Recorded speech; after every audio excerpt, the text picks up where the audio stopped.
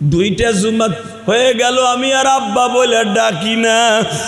আমার মতো যাদের বাবা নাই গো মালিক, নবী জায়নাব রে কবরে রাইখা চিৎকার দিয়া বলছিল, জায়নাব রে আমার মা আমেনারে বলছিলাম, মা তুমি ঘুমা,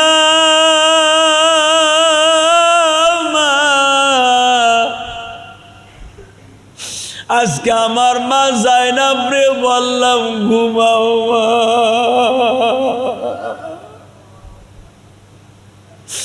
বাজান আমিও আমার বাবার কবরে রাইগা কপালে চুমা দিয়ে বলছিলাম, আব্বা তুমি ঘুমা।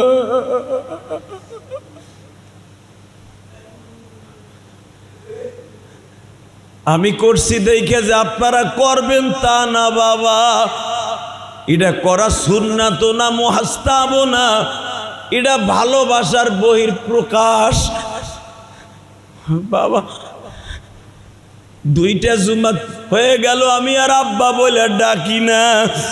আমার মতো যাদের বাবা নাই গো মালিক, এই বাবা হারাইলিয়া বাবার মৃত্যুর পরে প্রথম জুমা পড়াইতে আসছে। আল্লাহ আমার মতো যাদের বাবা নাই রে, যাদের মা কবরে চোখের পানি ফেলাইয়া যারা এখন মোনাজাতে কাঁদবে, ওদের বাবা মায়ের কবরটা জান্নাতের বাগান বানাইবা। আল্লাহ সবাইরে ক্ষমা করে দেন, জোরে কনা আমিন। আমার আব্বার জন্য দোয়া চাই, আপনাদের জন্য দোয়া চাই। আমি যদি আলেম না হইতাম এই হাজার হাজার মুসল্লির কাছে দোয়া চাইতে পারতাম না। আমি আলেম হইছি, আপনাকে খতিম হইছি, তাই দোয়া চাইছি। আপনাকেও আমার কাছে দোয়া চাইতে হবে না, আমি দোয়া করছি। যারা কানছে আল্লাহ এদের বাবা বারে তুমি মাফ করে দিও, কারণ আমার বুকটা আজকে হাহাকার।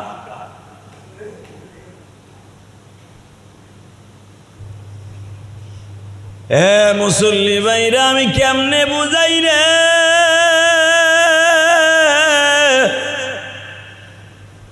কিভাবে বুঝাইলে আপনারা বুঝবেন তাও আমি জানি না।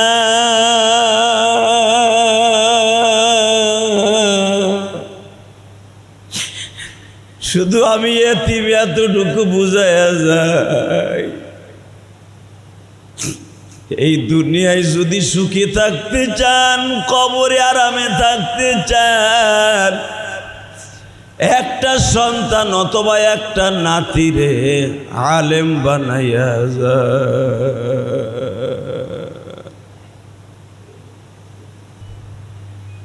আমার বিশ্বনবী বলেছেন, সাহাবীরা রে কোন আলেমান, যদি পারো আলেম হইও, আও মুস্তামিলান, যদি পারো একটা ছেলেরে আলেম বানাইও, যদি তাও না পারো একটা নাতিরে আলেম বানাইও, যদি তাও না পারো মেয়েটারে আলেম বানাইও।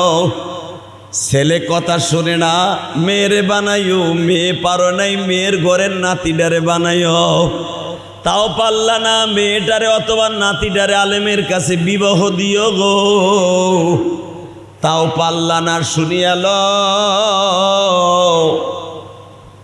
আও মুহিব্বান। কখন মসজিদের আজান হয়, মুয়াজ্জিন সাহেবের আজানটারে প্রেম হিসাবে গ্রহণ কইর, বইল যে এই মসজিদের মুয়াজ্জিন সাহেবের কণ্ঠটা অনেক সুন্দর, মুয়াজ্জিন সাহেব আজান দিছে, আমার মাওলার মসজিদে ঢুকতে হবে।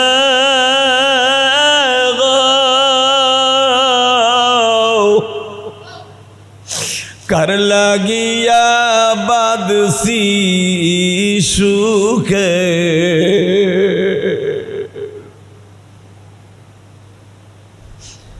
কার লাগিয়া বাদসি সুখে, এই না সুন্দর ঘর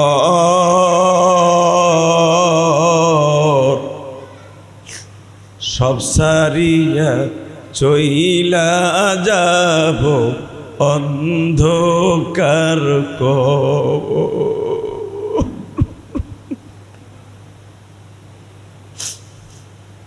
ওই ঘরেতে কে বা দিবে সন্ধ্যার বাতি, ওই ঘরেতে কে শুনাবে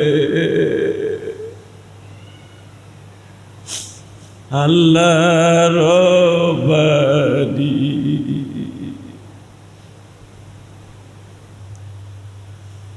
الذي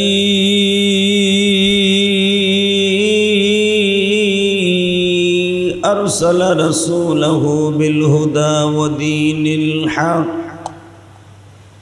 ودين الحق ليظهره على الدين كله وكفى بالله شهيدا.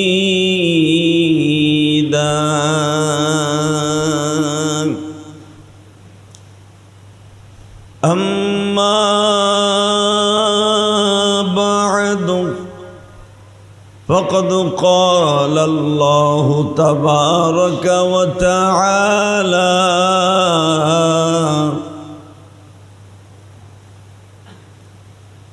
فأعوذ بالله من الشيطان الرجيم.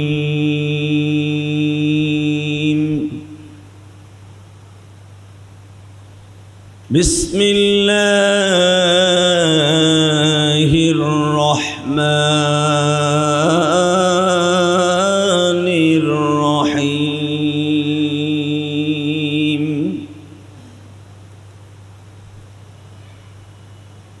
كل نفس ذائقة الموت. وقال الله تبارك وتعالى ولا تهنوا ولا تحزنوا وأنتم الأعلون إن كنتم مؤمنين.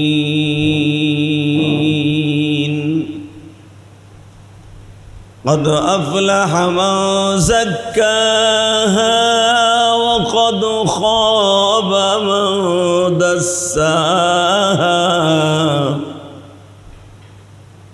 إن الله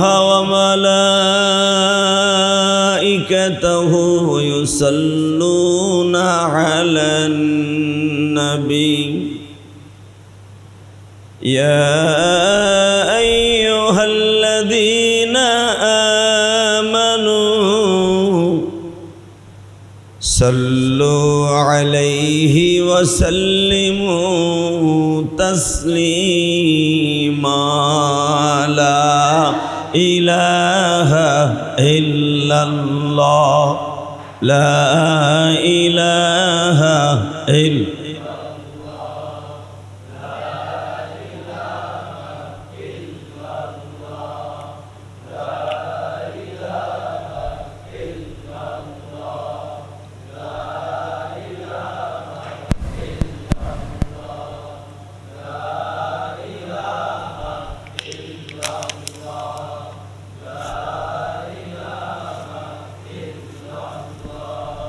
لا إله إلا الله محمد رسول الله সাল্লাল্লাহু আলাইহি ওয়াসাল্লাম। কলবে একটা ধাক্কা হবে, আল্লাহ আল্লাহ আল্লাহ আল্লাহ আল্লাহ আল্লাহ আল্লাহ আল্লাহ।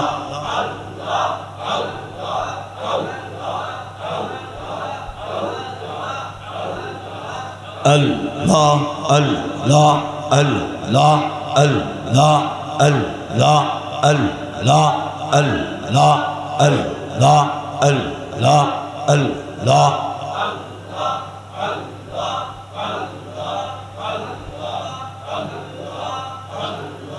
লা ইলাহা ইল্লাল্লাহু মুহাম্মাদুর রাসূলুল্লাহ।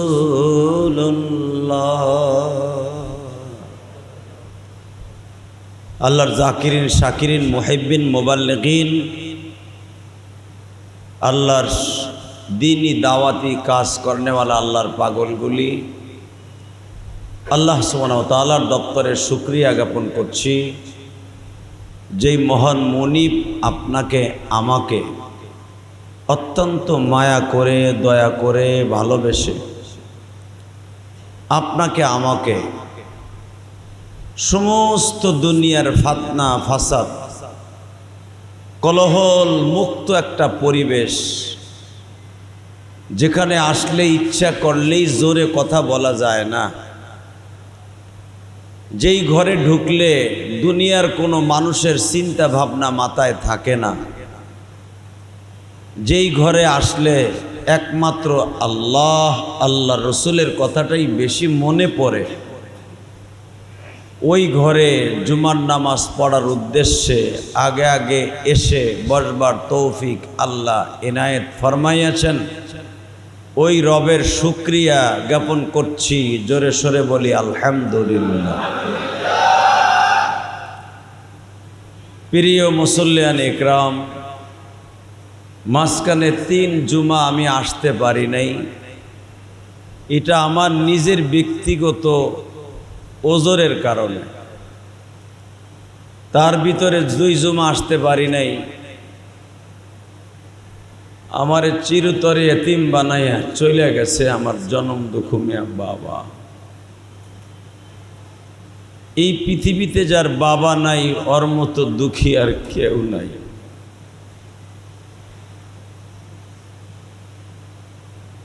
আমি আপনাদের সংক্ষেপে বুঝাইতে পারবো, যাদের এই ভুবনে ত্রিভুবনে বাবা নাই মা নাই, ওরাই বুঝে বাবা মায়ের যন্ত্রণা কি। আপনি 1000 কোটি টাকার উপরে ঘুমিয়ে থাকবেন, টাকা দিয়া বালিশ বানিয়ে ঘুমিয়ে থাকবেন, ঘুমও আসবে, কিন্তু আপনার ভিতরের যে জ্বালা পোড়া জনম দুঃখিনী মায়ের জ্বালা বাবার জ্বালা, এই যন্ত্রণা পৃথিবীর কেউ দেখবে না একমাত্র আল্লাহ ছাড়া।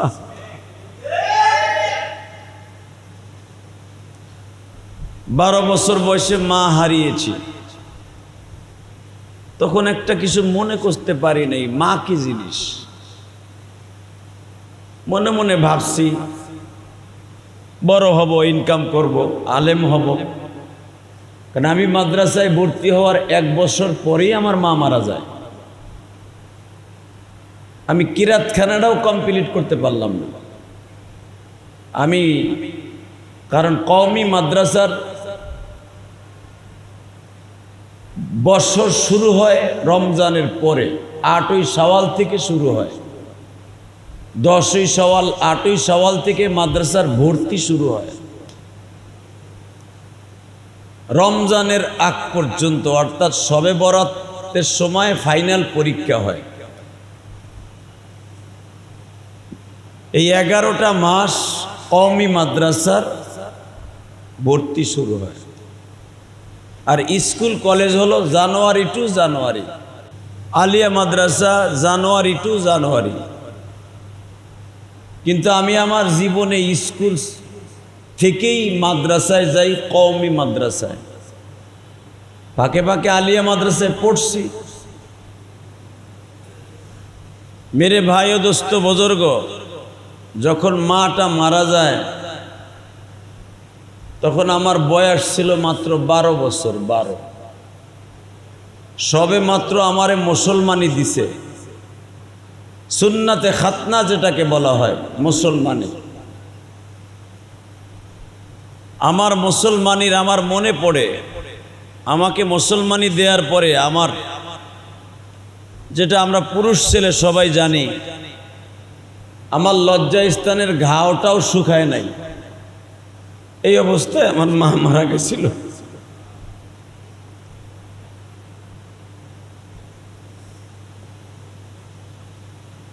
তখন বুঝতে পারি নাই মা কি জিনিস।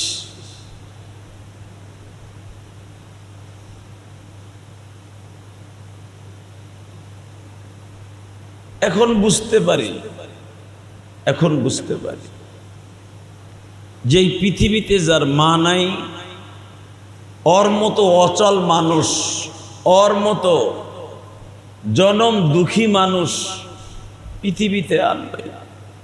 এটা আমি বলি নাই, ভাবতেছেন আমি বলছি তা না। আল্লাহ কোরআনে কি বলে তাই শোনেন, তাহলে বুঝবেন। এখানে অনেক ছেলে মেয়ে আছে মা বাপরে লাইক করে না। এই যে আবুল কাশেম ভাই, উনি একটা মায়ের পাগল ছেলে।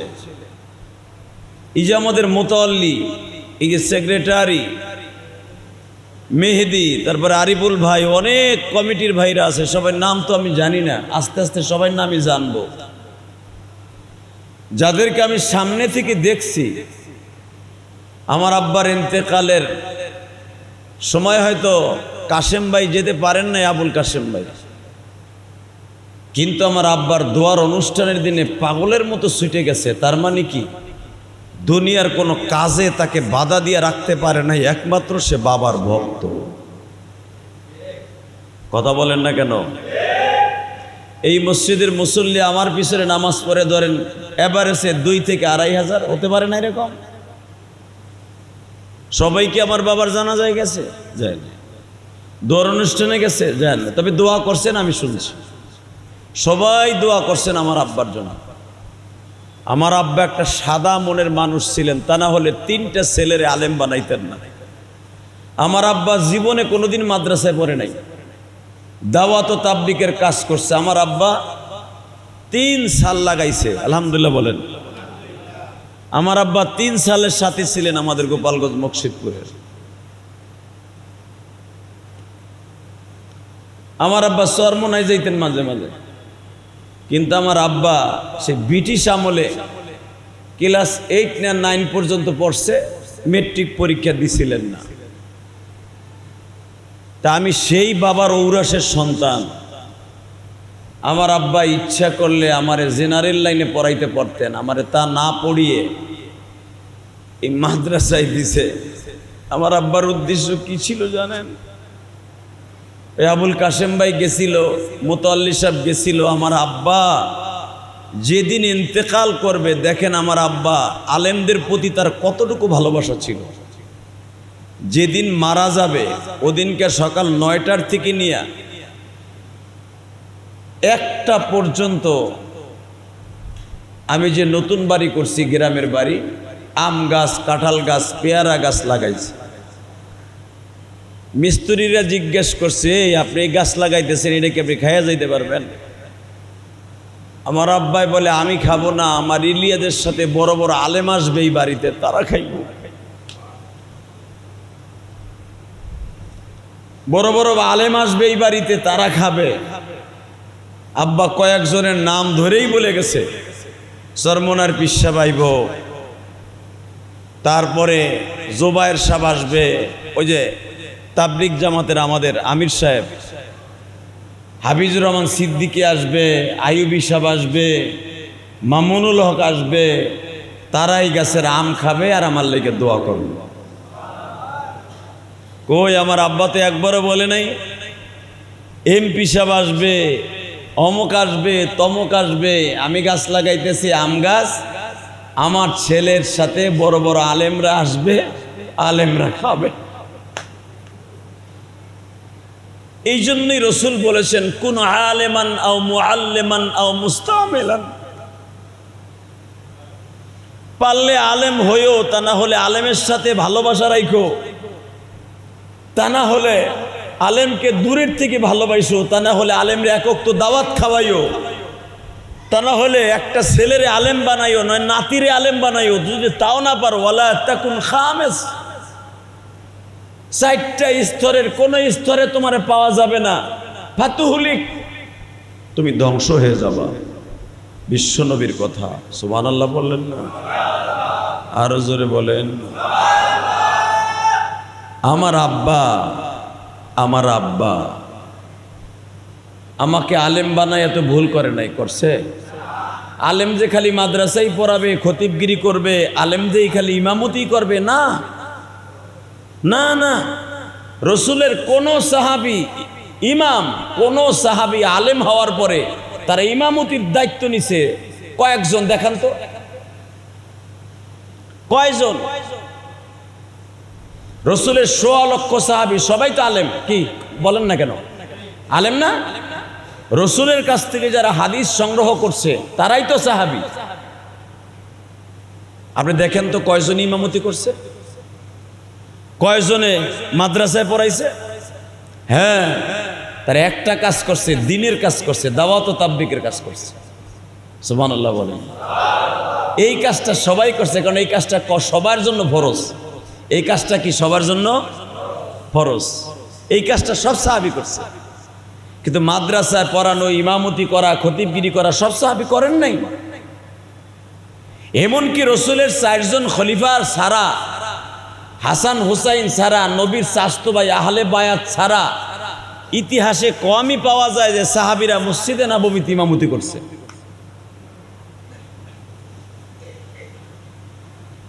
আল্লাহ আল্লাহ। আপনি আলেম হবেন, রসুল আলেম হইতে বলেছেন। আলেম হইয়া আপনি ব্যাংকে চাকরি করবেন, আলহামদুলিল্লাহ বলেন। সুদবিহীন ব্যাংকে চাকরি করবেন, কারণ আলেম যদি ব্যাংকে চাকরি করে ওই ব্যাংকে সুদ থাকতে পারে না। এই জন্য ব্যাংকেও চাকরি করার দরকার আছে, আছে না নাই? আলেম খেতে খামারে কাজ করবে, আলেম অটো গাড়ি চালাবে, আলেম ট্রাক চালাবে, আলেম বাস চালাবে, আলেম রিক্সা চালাবে, আলেম মসজিদের খতিবগিরি করবে, আলেম মুয়াজ্জিনগিরি করবে, আলেম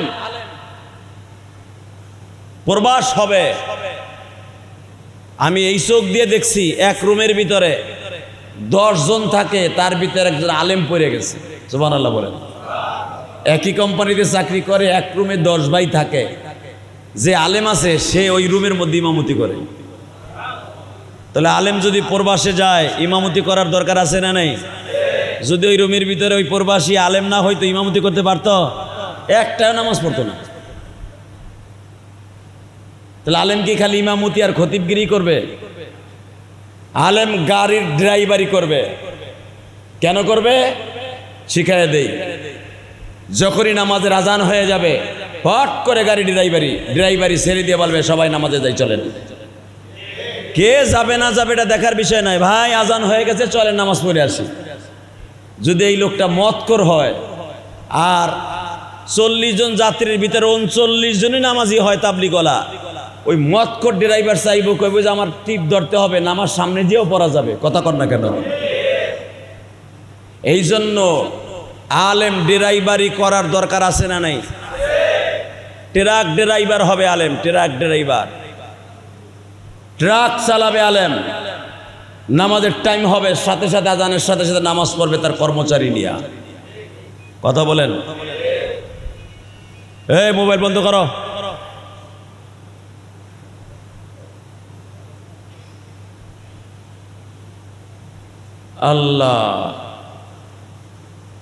আল্লাহ সুবহানাহু ওয়া তাআলা আলেমকে এত ইজ্জত দিয়েছে, এত সম্মান দিয়েছে।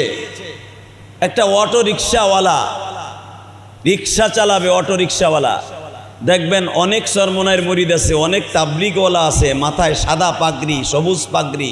আজান পড়ার সাথে সাথে সব যাত্রী বাদ আগে নামাজ পড়ে আসে। কথা বলেন, আছে না? তাহলে আলেম কি শুধু এক জায়গায় থাকবে না সব জায়গায় থাকবে? আমার বিশ্ব নবী বলেছেন, সাহাবীরা রে, কুন আলেমান, যদি পারো আলেম হইও, আও মুস্তামিলান, যদি পারো একটা ছেলেরে আলেম বানাইও, যদি তাও না পারো একটা নাতিরে আলেম বানাইও, যদি তাও না পারো মেয়েটারে আলেম বানায়ো। ছেলে কথা শোনে না, মেয়েরে বানাইও। মেয়ে পারো নাই, মেয়ের ঘরের নাতিডারে বানাইও। তাও পারলা না, মেয়েটারে অথবা নাতিডারে আলেমের কাছে বিবাহ দিও গো। তাও পারলা না, শুনিয়াল আও মুহিব্বান। কখন মসজিদের আজান হয়, মুয়াজ্জিন সাহেবের আজানটারে প্রেম হিসাবে গ্রহণ কইর। বইল যে এই মসজিদের মুয়াজ্জিন সাহেবের কণ্ঠটা অনেক সুন্দর। মুয়াজ্জিন সাহেব আজান দিছে, আমার মাওলার মসজিদে ঢুকতে হবে।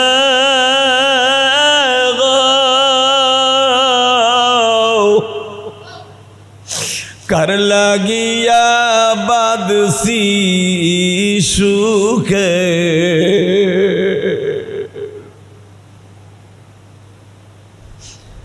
কার লাগিয়া বাদসি সুখে, এই না সুন্দর ঘর।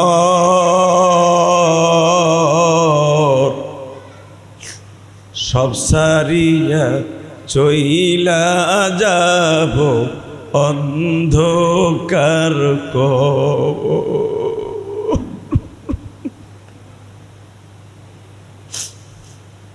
ওই ঘরেতে কে বা দিবে সন্ধ্যার বাতি। ওই ঘরেতে কে শুনাবে আল্লাহর বাণী।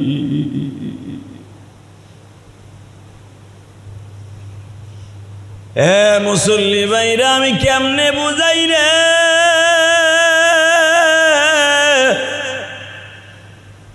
কিভাবে বুঝাইলে আপনারা বুঝবেন তাও আমি জানি না।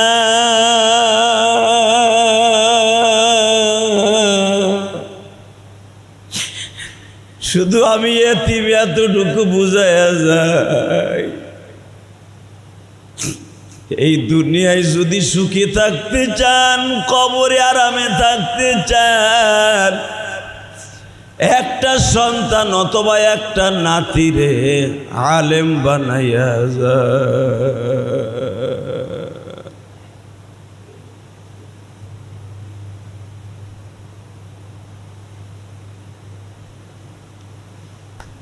আমি বলি নাই, বিশ্বনবী বলছে। এখন যদি বলেন কি খালি আলেমরাই জান্নাতে যাবে, আমরা কি ব্যবসায়ীরা যাব না? হ্যাঁ, আপনিও জান্নাতে যাবেন। কেমনে? নবী প্রত্যেকটা সেক্টরে হাদিস বর্ণনা করে গেছে, ব্যবসায়ীরা আমি নবীর সাথে জান্নাতে যাবে। আরো জোরে শোনেন হাদিসে কি বলে, আত-তাজিরুস সুদুকুল আমিন মা'আন নাবিয়িন ওয়াস সিদ্দিকিন ওয়াস শুহাদা'i ওয়াস সালিহিন। যারা আমি নবীর মতো সত্য ব্যবসায়ী, মা'আন নাবিয়িন, শুধু নবীর কথা বলে নাই, মা'আন নাবিয়িন জমার সিগা। মা মানি সাথে, নাবিয়িন মানি দুনিয়ার সত্য ব্যবসায়ী, দুনিয়ার সব নবীর সাথে জান্নাতে যাবে। এখন যদি কারণ সব নবীর লাগে লাগবে না, আমি নবী, আমার নবীর উম্মত, আমি আমার নবীর সাথে যাব। এখানে ভাগ আছে, এক এক নবী এক একটা ব্যবসা করতেন। সুবহানাল্লাহ বলেন। যেরকম আমি আপনাকে বলে দেই, আমার আব্বাজান দাউদ আলাইহিস সালাত, আমার আব্বাজান আদম আলাইহিস সালাম ব্যবসা করতেন, কৃষি ব্যবসা। কি ব্যবসা? কৃষি ব্যবসা, বুঝেন তো?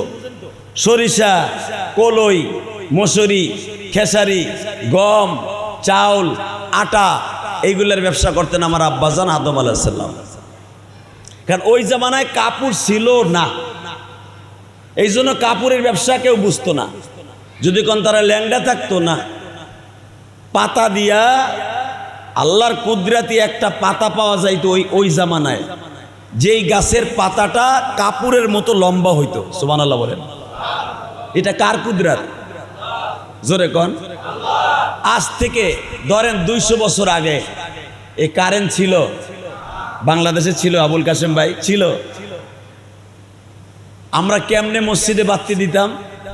এটা টিনের মসজিদ ছিল, হ্যারিকেন দিয়ে দিতাম। এই হ্যারিকেনের আগে আবার কেমনে দিতাম? ল্যাম্পও দিতাম। ল্যাম্পও চিনেন না? একজন মুসল্লি একটা ল্যাম্প ধরে নিয়ে আসতো বাড়িতে, একটা কোপ দিয়ে মেজের কাটি দিয়া ল্যাম্পটা ইমাম সাহেবের পাশে রাখতো, ওই আলো দিয়ে ইমামতি করত। মিথ্যা বলছি না সত্য বলছি? গেল। তাহলে ওই জামানায় কারেন্ট ছিল না, কারেন্ট কি জিনিস এইটা কেউ বুঝতো না। এরপরে হ্যারিকেনের যুগ আসলো, গ্লাসের ভিতরে বাতিতে ধরাই দিলে একটা পাত্তা দিলে আবার আলো জ্বলতো। কথা বলেন? ঠিক আমার বাবা আদম আলাইহিস সালামের যুগে বাতি দিত কেমনে? কেরোসিন তেল ছিল না, জাইতুনের তেল ছিল। আমার নবীর যুগেও আলো জ্বালাইতো জাইতুনের তেল দিয়া, কেরোসিন তেল দিয়া না। জাইতুনের তেলের দাম বেশি বিদায় এখন কেরোসিন তেল দিয়ে আমরা বাতি জ্বালাই। সুবহানাল্লাহ বলেন না? 1 লিটার জাইতুন তেলের দাম অরিজিনাল, যেটা দিয়ে রসুলের যুগে বাতি জ্বালাইতো, আমাকে এই দেশের 1012 টাকা কেজি। আমরা যেটা খাই এটা হলো 2 নাম্বার, সোয়াবিন তেলই বেশি। আল্লাহ, আমি অরিজিনাল জাইতুনের তেল খাইছি রিয়াদে যাইয়া, সৌদি আরবে। এই যে এইবার রমজানে সে অরিজিনাল জাইতুন তেল যদি কেউ খান, গাছ থেকে ভাঙ্গাইয়া চিপড়াইয়া যেই তেলটা বানায় জাইতুন দিয়া, আপনার মুখের মধ্যে সারাটা দিন খালি তেলেরই ঘিরান কইব। আমি বুঝাই দেই, আপনি যদি সকালবেলা রসুন দিয়া খালে কাঁচা রসুন খান, সারাদিন কিন্তু ডেকুরের সাথে কাঁচা রসুনের ঘেরানি কইব। কাঁচা পেঁয়াজ দিয়ে যদি 1 ডিশ পান্তা ভাত খান, সারাদিন কোরমা খান আর পোলাও খান, গ্যাসটা বাইরেইব পেঁয়াজের। আমিও গ্যারান্টি দিলাম, অরিজিনাল জাইতুন তেল দিয়ে একটা রুটি খাইয়েন, অথবা আঙ্গুলে ভরাইয়া মধুর মতো একটু খাইয়েন। সারাদিন যদি জাইতুনের তেলের গ্যাস না উঠে, আপনি সেদিন আমার বললেন শালি একদিন না, আপনি 2-3 দিন পর্যন্ত অরিজিনাল যদি খাইয়ে থাকেন, অরিজিনাল জাইতুন, আপনার পায়খানার সাথেও অরিজিনাল জাইতুন তেলের ঘেরান আসবে। সুবহানাল্লাহ কইলেন না? মক্কা মদিনায় পাবেন অরিজিনাল কিছু কিছু দোকান আছে, বিন দাউদ, বিন ফাহাদ, আব্দুল আজিজ, এরকম বহু দোকান আছে, অরিজিনালটা পাওয়া যায়। তো যাই হোক, এটা আমার বলার উদ্দেশ্য না। আদম আলাইহিস সালামের যুগে ব্যবসা ছিল ক্ষেত খামারির ব্যবসা। বুঝাইতে পারছি? ধরেন 100 মাইলের ভিতরে বাড়ি ছিল মাত্র 2-3টা। কয়টা? আর এই দেওয়ান বাড়িতে পুরা চুনকুটার ভিতরে কয়টা টিনের ঘর আছিল, কয়টা বিল্ডিং আছিল, যারা ওই যুগে বাইসা ছিলেন তারা বাইসা বাইর করতে পারবেন। কথা কন না কেন? সব দিক দিয়ে আষাঢ় মাসে পানি, উঁচার উপরে 10 ফুট উপরে একটা ছোট্ট বিল্ডিং পাওয়া গেছে পুরা চুনকুটের মধ্যে। বাজানরে ভালো করে বুঝিয়াল, আজ থেকে যদি 6500 বছর আগে আমার বাবা 10,000 বছর আগে আদম আলাইহিস সালাম এই দুনিয়ায় আসছিলেন, ওই জামানায় তো বাবা বাড়িঘর সচরাচর ছিল না। আমার বাবা পুরা জমিনটাই ছিল তার। এমনকি আদম আলাইহিস সালাম ক্ষেত খামারি চাষ দেওয়ার জন্য লোকও পাইতেন না। এই যে আজ থেকে 100 বছর আগে মুরব্বীরা বলতে পারবেন, এই জিলমিল শহরে অনেকে বলতো মাগনা দিলাম তোরে জমিটা, তুই আবাদ করে খা। কথা কন না কেন? এই আবুল কাসেম সাহেবের আব্বা হয়তো বলে দিছে, তোর এই 5 বিঘা দিলাম, তুই বনায় খা, কিচ্ছু আমার দিতে হইব না, যেন ক্ষেতটা মাঠ না হয়ে যায়, জঙ্গল না হয়ে যায়, খেলার মাঠ যেন না হয়, তুই এটার আবাদ করে খা। কানা মুহাম্মাদুন আবা হাদিম মির রিজালিকুম ওয়ালাকির রাসূলুল্লাহ ওয়ালাকির রাসূলুল্লাহি ওয়া খাতামান নাবিয়্যিন। এইগুলা কার শানে? আল্লাহর শানে। কার শানে? কথা কার? দুনিয়ার কোন প্রেসিডেন্ট? বাদশা বাদশা, পৃথিবীর শ্রেষ্ঠ বাদশা। এখানেই শেষ না, এখানেই শেষ না। 6666টা আয়াতের মধ্যে 250 আয়াত ডাইরেক্ট আমার নবীর শানে আল্লাহ নাজিল করছে। একবারে আপনাদের পরিচিত একটা সূরা তেলাওয়াত করি, যে সূরাটা পুরাই আমার নবীর জন্য তেলাওয়াত করছে। শোনেন কি কয়, ইন্না আ'তাইনাকাল কাউসার ফাসাল্লি লি। কি ব্যাপার পড়লেন না যে? পড়েন, আবার পড়েন, ইন্না আ'তাইনাকাল কাউসার ফাসাল্লি লিরাব্বিকা ইন্না শানিআকা হুয়াল আবতার। কোরআন শরীফের কোন আয়াত, কোন সূরা, পূর্ণাঙ্গ সূরা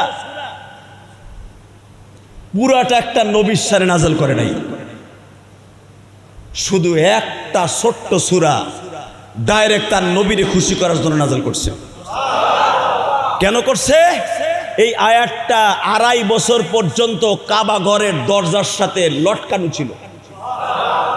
ইন্না আ'তাইনা ফাসাল্লি লিরাব্বিকা, 2.5 বছর পর্যন্ত নবী লটকায় রাখছে ওমরে দিয়া।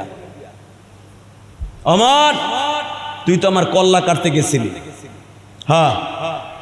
তুই না আমার বিরোধী ছিলি, হ্যাঁ। দুনিয়ার কেউ আমার কল্লা কাটতে সাহস পায় নাই। তুই কাটতে গেছিলি 2টা তরবারি লইয়া, 2টা রিভলভার লইয়া। এই যুগে যেরকম নেতাকে 2টা রিভলভার মাজায় থাকে, ওমর নেতার মাজায় 2টা রিভলভার অর্থাৎ 2টা তরবারি থাকতো। জানেন সে তরবারি এখনো আছে। এই রমজানে দেখে আসছি, আমার সাথে চলেন ওমরায়, আমি দেখাই নিয়ে আসবো। আলহামদুলিল্লাহ বলেন। কিসওয়াতুল কাবা, যেখানে কাবার গিলাফ বানানো হয়, মক্কার থেকে 32 কিলোমিটার দূরে জেদ্দার দিকে, চারদিকে পাহাড়, মাঝখানে এই খনিটা। স্বর্ণের সুতা বানায় এখানে। এখান থেকে কালো গিলাফ, ওই কালো গিলাফটাও কিন্তু স্বর্ণের, কালো সুতাটাও স্বর্ণের। ওইটার ভিতরে মখমলের সুতা, মখমলের কাপড়, এর ভিতরে স্বর্ণের সুতা দিয়া কোরআন শরীফের আয়াতগুলা লিখে কাবার গিলাফ বানানো হয়। এই জন্য ওই জায়গাটুকুর নাম হয়েছে এখন কিসওয়াতুল কাবা। যেরকম মারহাবা। ওই শহরটার নাম এখন কি হয়েছে? জেদ্দা এবং মক্কার মাঝখানে, তাকান এদিকে। এইখানে যাবেন, এখান থেকে 2.5 কিলোমিটার দূরে গহীন জঙ্গল, গহীন পাহাড়। কারণ মক্কা মদিনায় তো পাহাড় ছাড়া কিছু পাবেন না। এটা তো ইজলতলার জঙ্গল না। ওই যে তোমার জিয়া, এই যে শহরটা ঝিলমিল শহরের ভিতরে পোকা মাকড়ের ঘর না। মক্কাটা যদি আপনি জঙ্গলে যান, সেটাও পাহাড়। সেটাও কি পাহাড়? আপনি মানুষ মেরে রেখে আসবেন পাহাড়ে, বছরকে বছর শুটকি হয়ে যাবে, কেউ খবরও পাবে না। কথা কন না কেন? বাজান এবার ভালো করে বুঝেন, অন্তরটা কিন্তু ব্যথায় ব্যথিত। আমি ভাবতেও পারি না আজকে এত স্পিরিটে কথা বলতে পারবো। কারণ আমার বাবা আমার কাছ থেকে হারাইয়া আমারে দুর্বল বানাই দিয়ে গেছে। আগে বুঝতে পারি নাই বাবা কি জিনিস রে বাবা। এইবার যেরকম ভাবে আমার নবী এই সূরা কাউসার নাজিল হওয়ার সময় বুঝছিলেন বাবা কি জিনিস, মুহাম্মদ এখন বুঝে।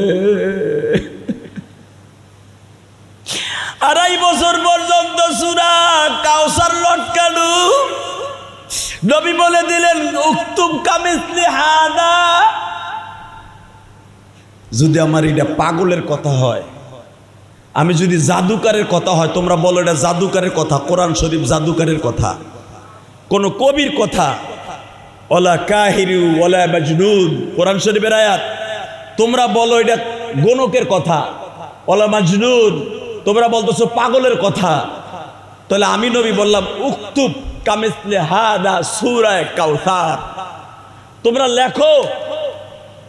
অথবা এরকম একটা সূরা লেখা লাগবে না, অবিকল এরকম একটা পাগলের মতো কবি একটা আইডিয়া দেখায় দাও যে তোমরা ওই কোরআন শরীফের মতো একটা কোরআন বানাইতে পারো।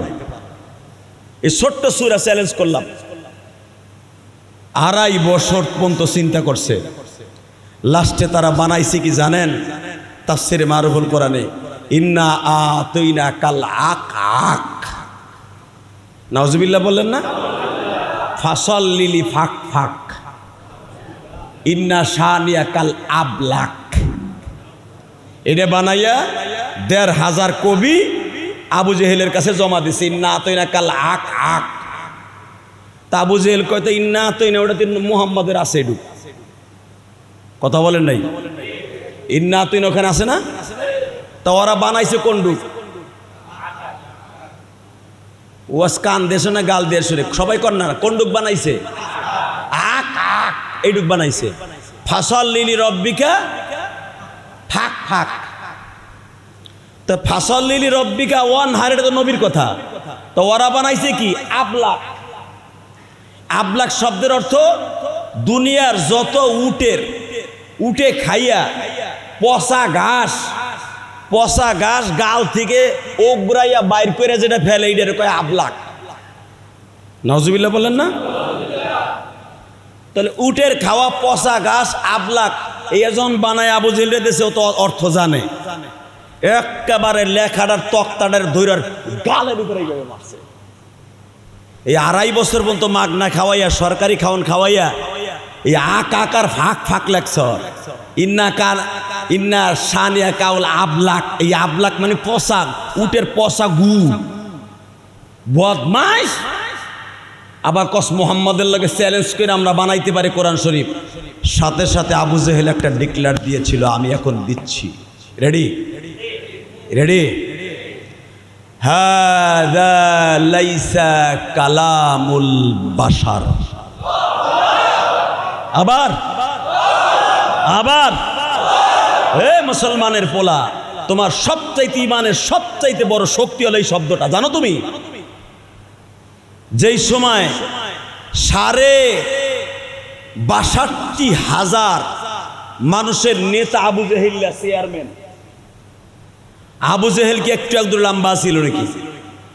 আবু জেহেল বড় বড় গুন্ডা পালতো। তুমি আর বিএমপির কয়টা হার নেতা পোলাপান পালস রে বেডা? তুই বিএমপির নেতা হইয়া তোর পোলাপান পালতে লাগে 5 লাখ, কারণ গেটুরে দিতে হয় 3,000, ঘর ভাড়া দিতে হয়, আর চা খরচ, সিগারেট খরচ, গাঞ্জা খরচ, ইয়াবা খরচ, ট্রাক খরচ, ভাড়া খরচ, কেউরে মারা খরচ, বোঝেন নাই? অটো রিক্সা খরচ। তুই মাসে নয় 20,000 দিলি একটা পোলাপান পালতে। আর যেই সমস্ত নেতারা পোলাপান পালতে যে টাকা তাদেরকে দেয়, অবশ্যই তো তারা নবীর উম্মত, নবীর সাথে জান্নাতে যাবে।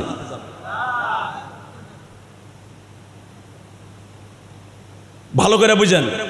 আবু জেহেল যেই পোলাপানগুলা পালতো তাদের নামের সাইজগুলো আমি বুখারী থেকে বলছি, শোনেন। বানানো কথা ইলিয়াস রহমান জিহাদি বলে না, তা না হলে বাংলাদেশে হাতে গোনা কয়েকজন বক্তার ভিতরে আমি হইতাম না। আমি 3 জুমা আসি নাই। আমার মুসল্লিদের মধ্যে অনেকে মনে মনে ভাবছে যে এইটা বাকছে না। আমি যদি চইলাও যাই আপনার কাছে বইলে যাবো আলহামদুলিল্লাহ বলেন যে ভাই আমি যাইতেছি, আমি আর পারবো না। আর আমারে কেউ জোর করে কেউ খতিবগিরি করাইতে পারবে না, আমি জানি। আমি কোনো জায়গায় কারো কথায় যাইও না, কারো কথায় ইনো হই না। উপরের থেকে পাশ যা হয় তাই হই, আলহামদুলিল্লাহ বলেন। এটা আমার বাবার উপদেশ ছিল। আল্লাহ, অনেকে শুনছি, অনেকে ভাবছেন যে জিহাদি সাহেব বোনে আর আইব না।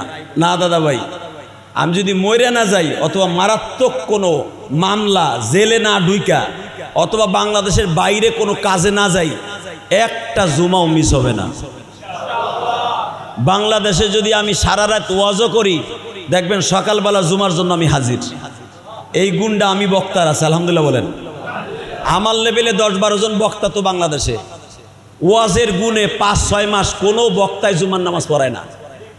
কিন্তু আমি ইলিয়াসুর রহমান জিহাদি, যারা আমার এই যে মুসল্লি, যে মিরপুরি 50 জন আইছে, ওরা তো জানে আমি সকালবেলা জুমার দিন আসছি সকাল 8টায়, আমি জুমার নামাজ মিস করি নাই, আলহামদুলিল্লাহ বলেন। কারণ জুমার নামাজ তো আমারও পড়তে হবে, তাহলে আমি বয়ে থাকবো, কষ্ট হোক আমি পড়াই, জিমাইয়া হইলেও পড়াই। আপনার টেনশন করেন না, ইলিয়াস রহমান যদি ভাগবে, আর এমন কোনো কাজ করব না যে আমার ভাগ্যে যাইতে হইব। কারণ কি, মসজিদ ছাইরা একটা খতিব একটা ইমাম তখনই বাগে যখন মসজিদের কোনো টাকা হের পকেটে চুরি অবস্থায় ধরা খায়, তখন নাকি, অথবা কমিটির সাথে তার গ্যাঞ্জাম হয়। আমার লগে কমিটির কোনো গ্যাঞ্জাম হবে না, তবে কেউ যদি বেয়াদবি করেন এটা আমি বরদাস্ত করব না। যারা আমি আসি নাই আমারে অনেক শব্দ দিয়ে বকা দিছেন, ভালো হয়ে যান। আমি আবুল কাশেম ভাইয়ের কাছে বিচার দিয়ে গেলাম, আর মোহাম্মদ আলী ভাই, মেহেদি ভাই, সভাপতি যারা আছেন বিচার দিয়ে গেলাম। 3 জুম্মা আমি আসি নাই। কেন আসি নাই আপনারা জানেন না? আমার জনম দুঃখ মে বাবা, আর দত্তর খতিবগিরি মিয়া, আমার আব্বা আগে, কথা বলেন না কেন? খতিবগিরি তো আমি ঠিকই করছি আমার গ্রামের মসজিদে, যে মসজিদ আমি অনেক টাকা খরচ করে করছি গ্রামে। কিন্তু এই যে বাজে বকাগুলো আমারে দিছেন, দিয়েন না, আপনাকে পাও ধরছি।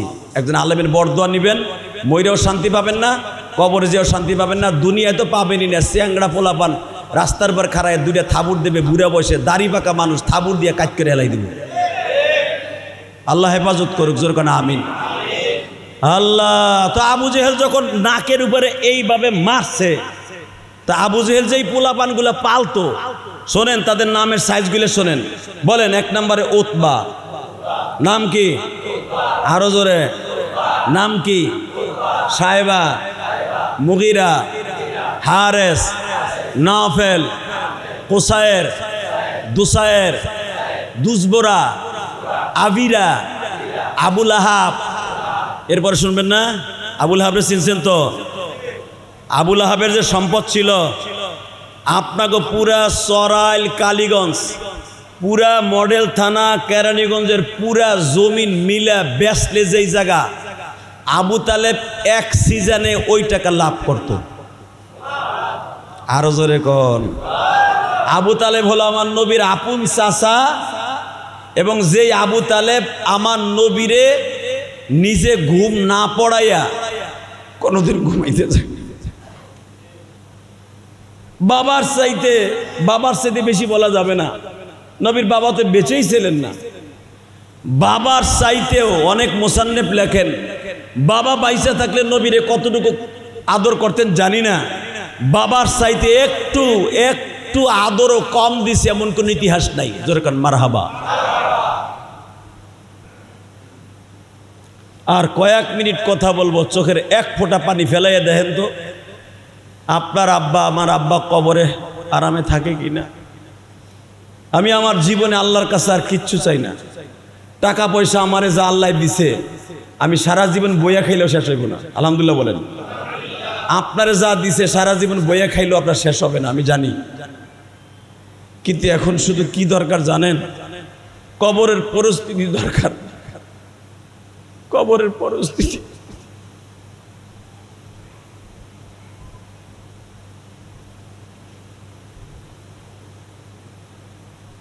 না হলে আমার আব্বা, ওই যে আবুল কাশেম ভাই গেছে, আলী ভাই গেছে, মোতাল্লি গেছে, মেহেদি ভাই গেছে, আরিফুল ভাই গেছে, আমার আব্বা যেই বাড়িটা আমারে সাজাই দিয়ে গেছে, জিজ্ঞেস করবেন এদের কাছে, এটা গৌরব নয়, অহংকার নয়, আল্লাহর কসম। আবুল কাশেম ভাই বলতে বাধ্য হইতে পারে আপনার বাবা গরিবের ঘরের সন্তান, কিন্তু আপনার বাবার রুচিটা ছিল অন্যরকম।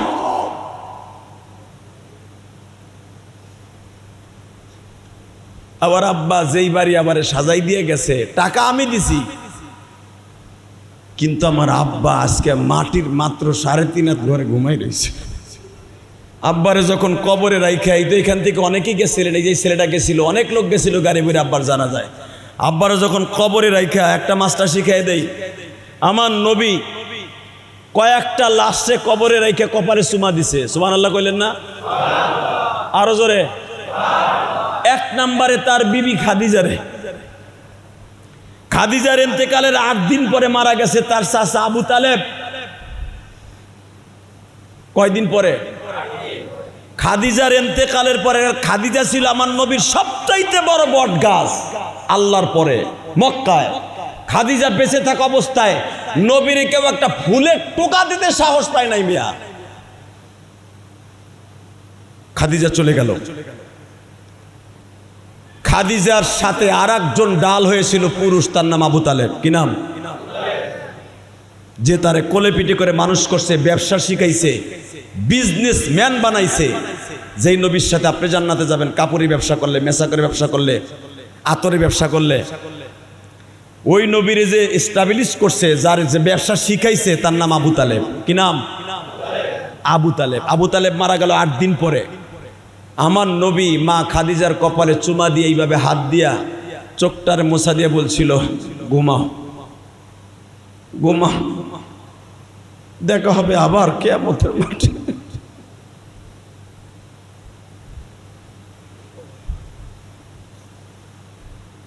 নবীর আর একজন বিবি নবীর জীবদ্দশায় মারা গেছে,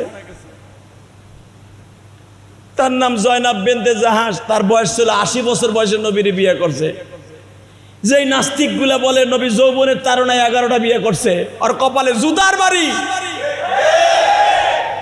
এ যৌবনের তারুণায় যদি নবী 11টা বিয়ে করে থাকে, এই নাস্তিকের বাচ্চা, আবার নবীর জীবনের প্রথম বিয়ে করছে 40 বছর একটা মাকে।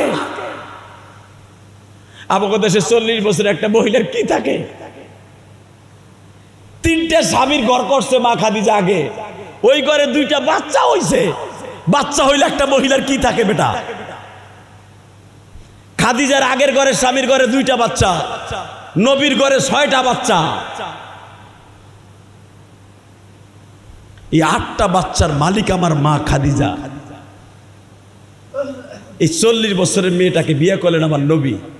এই লোকটা কি কোনো সেক্সুয়াল কারণে বিয়ে করতে পারে? হ্যাঁ, গেল। এরপরে নবীর দ্বিতীয় বিয়া মা আয়েশার পরের আগে, মা আয়েশার 3 মাস আগে। মা আয়েশা তো তৃতীয় বিয়া। মা আয়েশার 3 মাস আগে একটা বিবাহ করছিলেন। ওই মহিলার বয়স ছিল 80 বছর। সাউদা, সাউতা নাম কি? মা সাউদা, বয়স ছিল 80 বছর। কত? জোরে জোরে কত? 80 বছরের মেয়েটারে বিয়ে করে আমার নবীর বয়স তখন হলো, নবীর বয়স মাত্র 50 থেকে 51 বছর।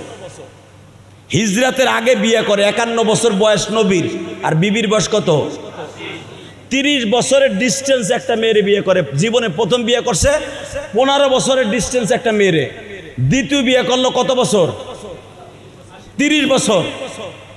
এর পরেরটা যিনি আল্লাহর হুকুমে করলেন, যার ঘটকালি করছে আমার আল্লাহ, মা আয়েশাকে। আয়েশা ছিলেন নবীর 47 বছরের ছোট। সুবহানাল্লাহ বলেন না? আরো জোরে কোন, আরো জোরে। এই একটা বিবাহ শুধু নবীর জীবনে ছোট করছে। আর 13টা বিবাহের মধ্যে 11 জন কিনে নবী ঘর করছে, 2 জনকে তালাক দিছে আল্লাহর হুকুমে। কারণ বশত স্ত্রীকে তালাক দেয়, এই জন্যই জায়েজ। নবী যে কোনো কারণবশত 2 জনকে তালাক দিচ্ছেন, আর 11 জনকে নিয়ে ঘর করেছেন। ভালো করে বুঝবেন, আমার নবী কি সেক্সুয়াল কারণে বিয়ে করছে? এই নাস্তিক যদি কেউ বলে, ওরে তো জায়গায় জবাই দিয়ে ফেলতে হবে। ওরে দুনিয়ায় থাকার অধিকার নাই, অধিকার নাই, অধিকার নাই, অধিকার নাই, ওরে বাঁচায় রাখার অধিকার। অনেক নাস্তিক বাংলাদেশে বলে, আপনারা জানেন আজ থেকে 4 বছর আগে ঢাকা ভার্সিটির একজন প্রফেসর, নাম বলবো না, উনি বলেছিল নবী মোহাম্মদ যদি বেঁচে থাকতো, আয়েশাকে বাল্য বিবাহের কারণে নবী মোহাম্মদের ফাঁসি হইত। তোর শিক্ষাকে আমি সম্মান করি, কারণ শিক্ষার উপরে কিছু বলবো না। তোর মতো পাগল ছাগল, তোর মতো ম্যাগনেট, তোর মতো পাগল কুত্তার মাথার উপরে আমি প্রস্রাব করি।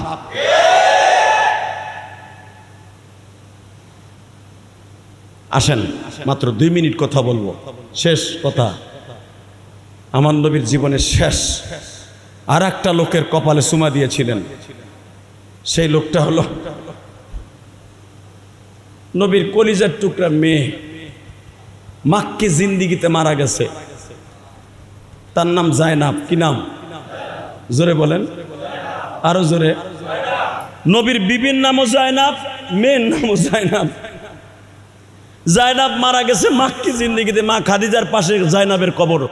আমার সাথে ওমরায় যান, দেখাই দেবো আঙ্গুল দিয়েই যে 2004 সালে ওপেন, ওই যে নুরুল ইসলাম হাজি, ওনার সাথে গেছিলাম, হাত দিয়ে আঙ্গুল দিয়ে মা খাদিজার কবর জিয়ারত করছি। তখন এইভাবে সিকিউরিটি ছিল না। 2004 সালে আমার জীবনে প্রথম হজ করছি। আলহামদুলিল্লাহ বলেন। এই মুসলমানের পোলা, এরপরে তো আল্লাহ 24-25 বার নিছে। এখন তো আর কাছে যাইতে পারি না, তখন পারছি। এ মুসলমানের পোলা, তখন একবারে জান্নাতুল মুআল্লা কবরস্থানের ভিতরে ঢুকতে দিত, এখন ঢুকতে দেয় না। শুধু আমি আপনাদের দুইটা পাও ধরে বলছি, 1 মিনিট যখন জাইনাবরে কবরে রাইখা নবী এইভাবে কিবলার দিকে মুখটা ঘুরাইয়া চুমা দিতে যায়,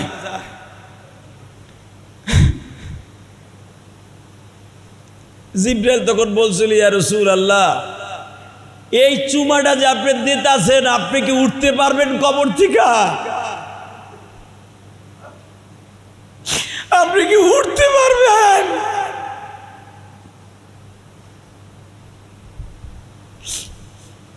কারণ পৃথিবীর শ্রেষ্ঠ ইতিহাস, বাবার সামনে সন্তানের লাশ। আর জায়নাব নবীর প্রথম সন্তান, প্রথম স্ত্রীর প্রথম সন্তান, সেই জায়নাব মারা যায় আব্বার আগে। জায়নাবরে এইভাবে নবী মাথাটা নিয়ে যখন চুমা দেয়, আবার নবী কাঁপতে কাঁপতে কবরের মধ্যে পড়ে যায়। তখন তো জানাজার সিস্টেম চালু ছিল না, জানাজার সিস্টেম ছিল না। নবী জায়নাবরে কবরে রাইখা চিৎকার দিয়া বলছিল, জায়নাবরে, আমার মা আমেনারে বলছিলাম, মা তুমি ঘুমাও মা। আজকে আমার মা জায়নাবরে বললাম ঘুমাও মা।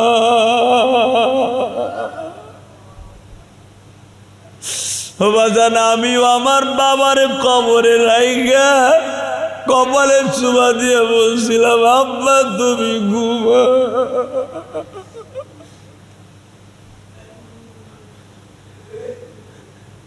আমি করছি দেখে যে আপনারা করবেন তা না বাবা, এটা করা সুন্নাত না, মুহাস্তাব না, এটা ভালোবাসার বহির প্রকাশ।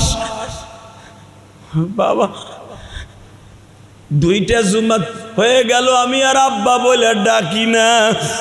আমার মতো যাদের বাবা নাই গো মালিক, এই বাবা হারাইলিয়া বাবার মৃত্যুর পরে প্রথম জুমা পড়াইতে আসছে। আল্লাহ, আমার মতো যাদের বাবা নাই রে, যাদের মা কবরে, চোখের পানি ফেলাইয়া যারা এখন মোনাজাতে কাঁদবে, ওদের বাবা মায়ের কবরটা জান্নাতের বাগান বানাইবা। আল্লাহ সবাইরে ক্ষমা করে দেন, জোরে কনা আমিন। আমার আব্বার জন্য দোয়া চাই, আপনাদের জন্য দোয়া চাই। আমি যদি আলেম না হইতাম, এই হাজার হাজার মুসল্লির কাছে দোয়া চাইতে পারতাম না। আমি আলেম হইছি, আপনাকে খতিম হইছি, তাই দোয়া চাইছি। আপনাকেও আমার কাছে দোয়া চাইতে হবে না, আমি দোয়া করছি।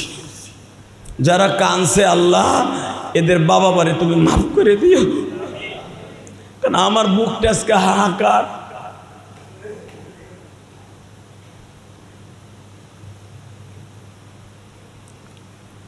অনেকে দোয়া চাইছেন।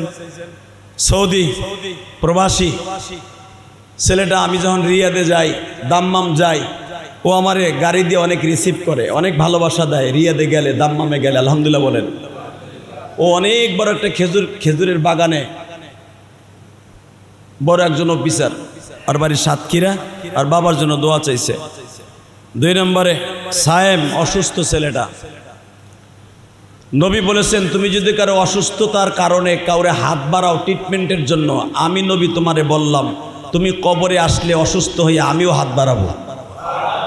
এটা নবীর হাদিস। 2 নম্বরে মেহেদি ভাই আমার কাছে দোয়া চায় নাই, তারপরও বলি সে ওমরায় যাবে, আলহামদুলিল্লাহ বলেন। আল্লাহ মেহেদি ভাইয়ের সব কাজগুলো তুমি সঠিকভাবে কবুল করে নিও, তার আব্বাজানকে মাফ করে দিও। আলহাজ এমারাত হোসেন অনেক দূরের থেকে, সেই ফরিদপুরের থেকে নামাজ পড়তে আইছে, ফরিদপুর সদরপুরের থেকে আইছে নামাজ পড়তে এইখানে, আলহামদুলিল্লাহ বলেন। এবং সেই জুমায় আইছে তা না, প্রতি জুমায় আহে, প্রতি জুমায় আসে। আইসা কমিটির জিগায়, হুজুরকে এই জুমায় আসবো না। আসলে প্রকৃত ভালোবাসার লোক তো এরাই, ঠিক না বেঠিক? দোয়া এদের জন্য করবো না যারা মসজিদের গেটে বয়া বয়া সমালোচনা করবো, হালায় মনে আর আইব না। খবরদার ভালো থাকেন, আল্লাহ সুস্থ রাখুক, যেরকম আমিন। যদি আমার কেউ বকা দিয়ে থাকে, সে এখন আমার সম্বন্ধী না, তার আজ থেকে সম্বন্ধীকে ডাকবো আবুল কাশেম ভাই।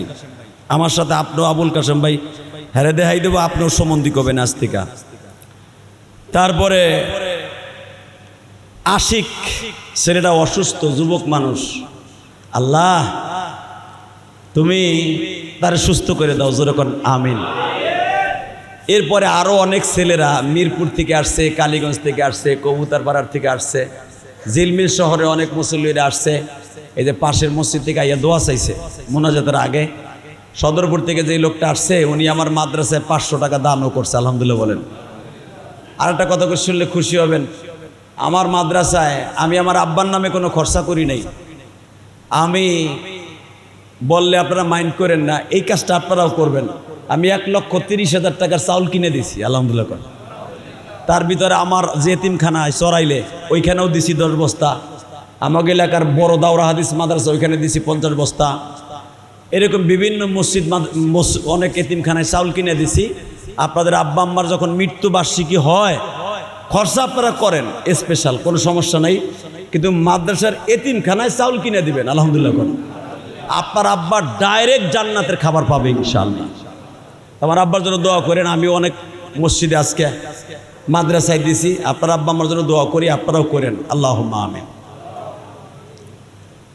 রব্বানা যালামনা আনফুসানা ওয়া ইল্লাম তাগফির লানা ওয়া তারহামনা লানাকুনান্না মিনাল খাসিরিন। রব্বানা ফাগফির লানা যুনুবানা ওয়া কাফির আন্না সাইয়্যাতিনা ওয়া তাওয়াফানা মা'আল আবরার। ও মালিক, তুমি তাকায়া দেখো আমার মতো কার যেন বুকটা খালি হয়ে গেছে। এই যে 2টা জুমা হয়ে গেল, টেলিফোনে একবারও আমারে আব্বা কইয়া কেউ ডাকে না রে। জুমার দিন হইলেই আব্বাই টেলিফোনে বৃহস্পতিবার রাত্রে বলতো, বাবা ও আমার বাবা ইলিয়াস শরীরটা ভালো না, দোয়া কইর।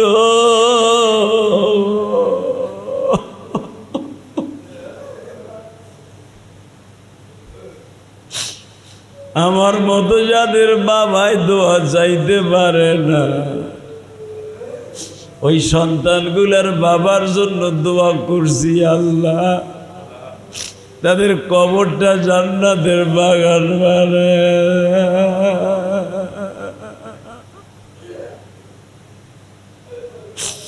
আল্লাহ আমার মতো কে 40 বছর আগে মা হারাইছে গো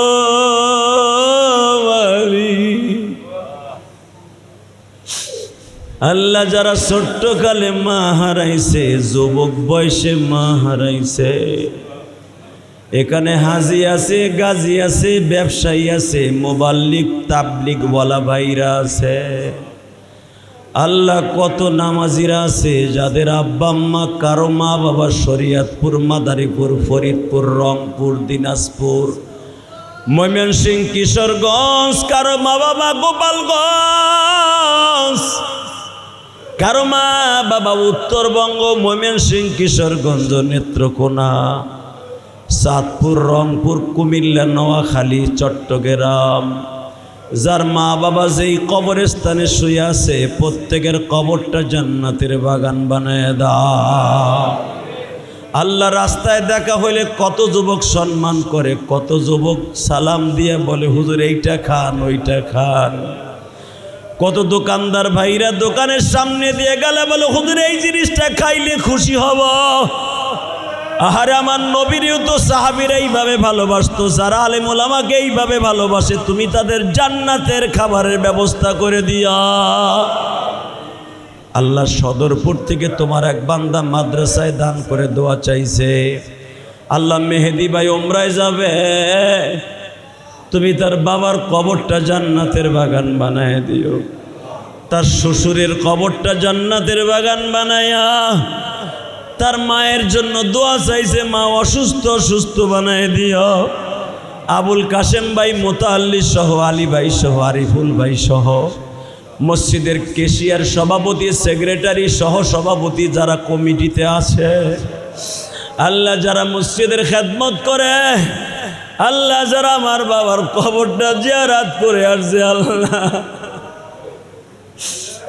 আমার চামড়া দিয়া যদি তাদের জুতা বানায় দেয় এই ঋণ শোধ করতে পারবো না। তারা আমার রক্তের কেউ নাই। মসজিদের ইমাম সাহেব, মুয়াজ্জিন সাহেব, খাদেম সাহেব টেলিফোন করে বলে, হুজুর প্রত্যেক ওয়াক্তে ওয়াক্তে আপনার আব্বার লেগে দোয়া করছি। নবী বলছে, তোমার সবচাইতে বড় বন্ধু হলো ওই ব্যক্তি যে তোমার মা বাবার জন্য দোয়া করবে।